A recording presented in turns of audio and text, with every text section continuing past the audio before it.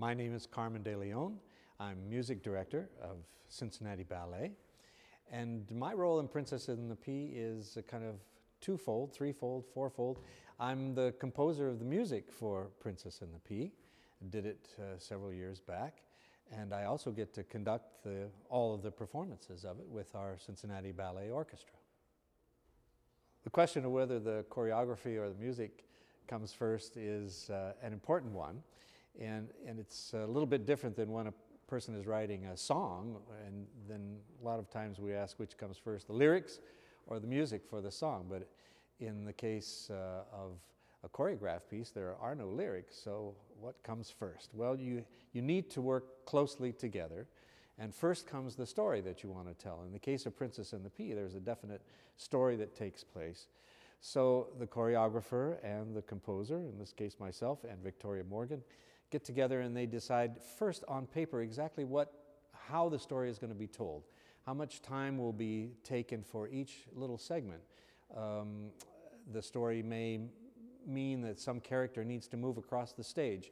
Well, how long should that be? Are they running across the stage? Are they coming slowly across the stage? That determines kind of the length of the music and kind of the mood of the music too.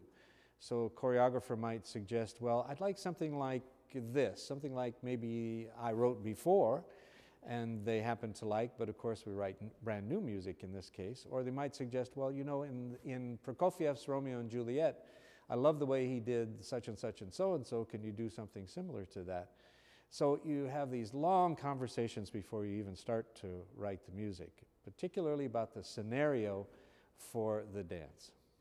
Are there any clues in the music as to what a listener might listen for? Well, in the case of Princess in the Pea, again, it's a little bit different than Peter Pan because there was a musical motif for every character in Peter Pan. And that's slightly true in the case of Princess and the Pea, but there are some very interesting things to listen to aside from motifs for the character. First of all, I like to make jokes in the music, so there are lots of those. One theme to listen for is whenever you see the king and the queen enter the stage, you hear a big fanfare, the trumpets are sounding, and you know that something royal is about to happen. That's one kind of motif. A kind of funny motif occurs when we have what's called the mattress dance, when there are mattresses actually dancing around the stage.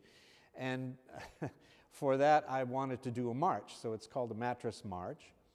And one of the most famous of all marches is the Stars and Stripes Forever of John Philip Sousa. So if you listen carefully, you'll hear some of John Philip Sousa in the piece. But you also might hear the theme from The Godfather, because in The Godfather, you know, they went to the mattresses when they were ready to go to battle. So it's a mixture of John Philip Sousa and the mattresses. Also, there's a sleep theme, and I use the three notes that spell out B, E, D in music. So you know it's bedtime when that comes about.